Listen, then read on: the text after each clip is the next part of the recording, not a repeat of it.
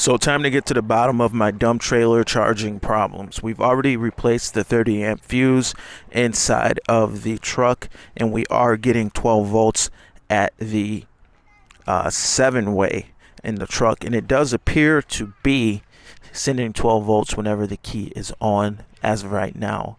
So as far as I can tell right now, with the fuse replaced, we are getting 12 volts, key on, and engine running, sent to the rear, going through here.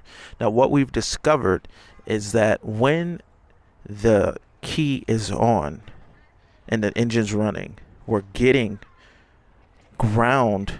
We're reading 14.7 to 15 volts when we ground our test light right here. Now what I ended up doing is overlaying this red wire right on top of the just on the outside of the frame here, and clamping it to the battery here, and with it clamped there, we are charging our battery. So the issue we're having is in this white wire. It is not sending. There's some kind of a short between this white wire here. The blue wire is our charging wire, and it does appear to be charging, but this white wire is a short between here and here. So we've got to figure out what's going on. It could be that this wiring is too thin for the situation that we're in. It's not a 10 gauge wire, or so it's not a 10 gauge wire, so the 30 amp fuse doesn't actually protect this enough. So let's go ahead and pull this wire out and see what the heck is going on with this circuit. So before I pull that out, I want to show you how crazy this is. So we grounded just the battery, and between the battery and everything, we're at like 12.3 volts. That's probably upside down for you, but 12.2, 12.3 volts. Now let's ground it in a different location. If I connect my ground right here and I turn around and I connect my power here, now we're at 14.9 volts. So but this wire here, this wire is not grounding even to the frame of the truck or anything. This wire is shorted and it's not grounded at all. So I've installed this metal bracketry down here to keep my battery from sliding around. I put it on all sides here so it wouldn't slide. So I'm just gonna grab this ground down here and I'm gonna connect it to the power, and check this out.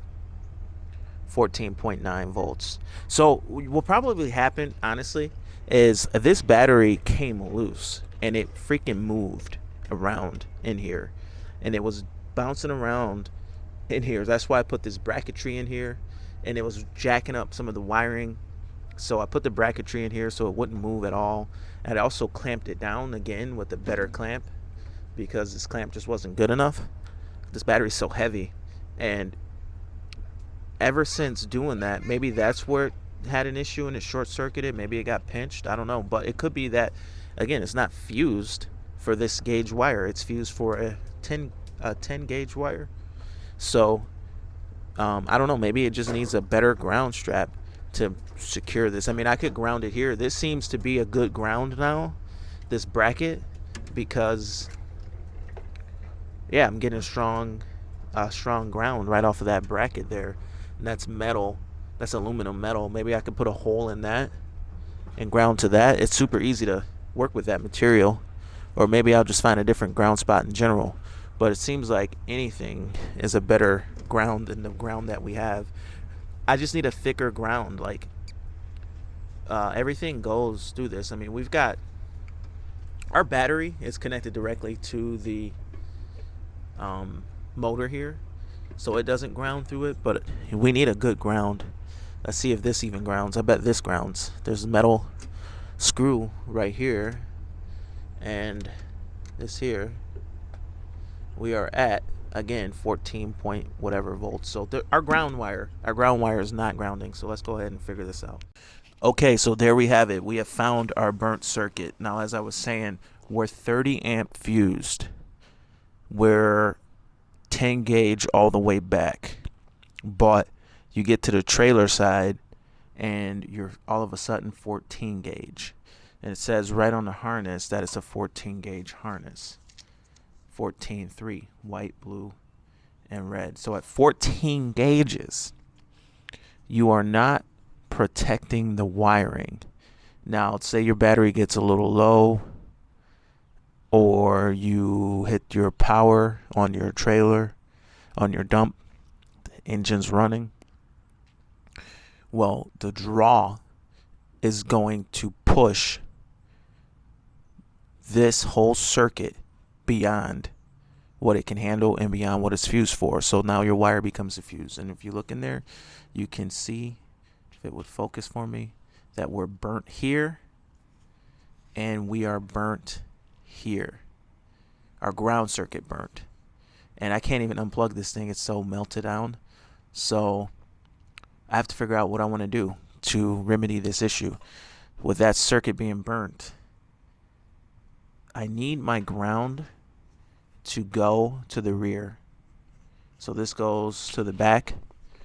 So if I overlay this wire, I can go in here, put in a new wire, eliminate this and tie in right here with a new wire, and then I'll still be underfused traveling back. Now the thing is though, where this goes, it only goes from here, and then it goes this way, and it connects there. So if I just overlay it fully, why not just do that? Just eliminate the whole circuit, overlay it completely, and then bring it into the battery. Would that be adequate? You know, that's the question. Would that be adequate? So this wire's just been pushed way too hard in the situation we're in. So I'm going to figure this out, what I want to do, but ultimately I just had to tear this thing apart and figure out why. I mean, I pulled all this wiring out of the trailer. I just had to figure out what the heck was going on before I just overlaid it and just called it good, which would have worked. For me, I have to know. But anyway, let me get this repaired and we'll see what happens. Okay, so what I'm gonna do is actually run a wire through the frame. This is gonna be a 10 gauge wire. We're gonna upgrade that wire. That's gonna be the weak link in our system. In order to do that, I'm running a stiff wire through here, basically now, and I'm gonna pull it through. I'll show you that in action right now. So here's our stiff wire. It's a piece of 12-2 wire that we use for like residential wiring, and you run it because it's stiff. If you try to force a trailer type wire or automotive grade type of wire, then it doesn't want to go through there. So we use a stiff 12-2. It can easily be worked through long distances, and then we pull it through here. As you see, my wiring is getting soaked up, and there we go. Now it comes through. Now I can untape that, or I can just cut it off and get rid of the excess. Let's go ahead and cut this off real quick. I got this nifty tool. I can just cut this here.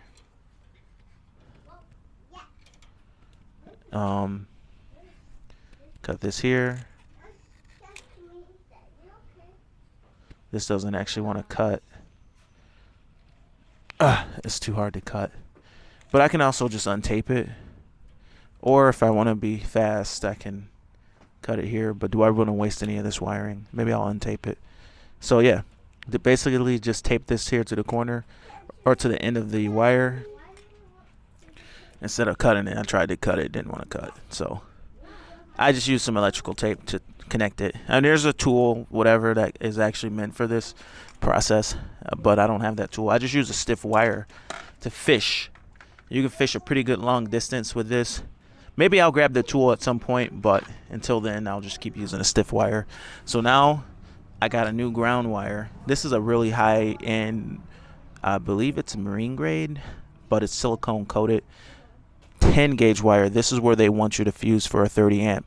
The issue that we have is, why we really want to do this right, is I gotta have all my power going back in a 10 amp or a 10 gauge wire. This wire from the trailer to the truck that plugs into the 7-way is white, blue, and red in a 12 gauge. It's a 14 gauge wire. I'm sorry, it's a white, blue, red 14 gauge, and it's a 12 gauge in the other colors, if I'm reading that right. And neither 12 gauge or 14 gauge is enough for where I'm fused at. So if I'm fused at 14 gauge, even though I'm overlaying this 12 gauge wire, I've just moved the weak link over to this point here. This can handle more. This actual plug can handle the 30 amps, but inside of here, 12.2 and 14 gauge wire, 14.3, white, blue, red 14 gauge. So our white wire is, our red wire is our hot wire here. Red is hot. So our red wire is only a 14 gauge inside of here. So we are still overloading this whole cord and could end up. So what I really need to order is a voltmeter, because as I run into shortages, I need a multimeter. As I run into shortages, I need to be able to check resistances across all these pins and where they go. Because next thing that's going to burn now that I've moved this weak link over, this cord might need to be upgraded, if it's possible to upgrade this to a cord that has 10 gauge wiring in it. Or I could lower the fuse size from a 30 amp down to a 20 amp to protect this wiring. We're not protecting the wiring because the wiring's too thin. That's why we have burnt wires on our trailer, and our trailer's not charging, because this battery's big. It demands what it demands. And if we drop down to that amperage, smaller amperage, then we're going to pop fuses constantly. Another solution would be leave everything the way it is, be underfused, and run heavy gauge wiring to the rear to keep the battery charged, so that that load doesn't hit this wiring, because it seems complicated to even get this wiring on the trailer side. The truck side, Ford side, they're fusing it for the wiring that they have, and they're overkill for the trailer. And this is a short track, so it'd be nice if short track provided a better wiring. It would cost them a lot of money to do that, but the wiring on this trailer is not up to par with the OEM Ford wiring. So anyway, let me go ahead and get this done, and I guess I'll show you how it turns out. So we added another ground wire here running into the battery right here, and you can see we have it all hooked up with the new ground wire installed, replacing the white one. We just cut it. It wasn't getting any voltage, wasn't transferring any voltage, so we cut it. We hooked it up. We do seem to be charging our battery now, and I guess we'll see what happens. We'll see if this continues to be an issue. But anyway, my name is Sean. This is DS Trucks. See you in the next video. Over and out.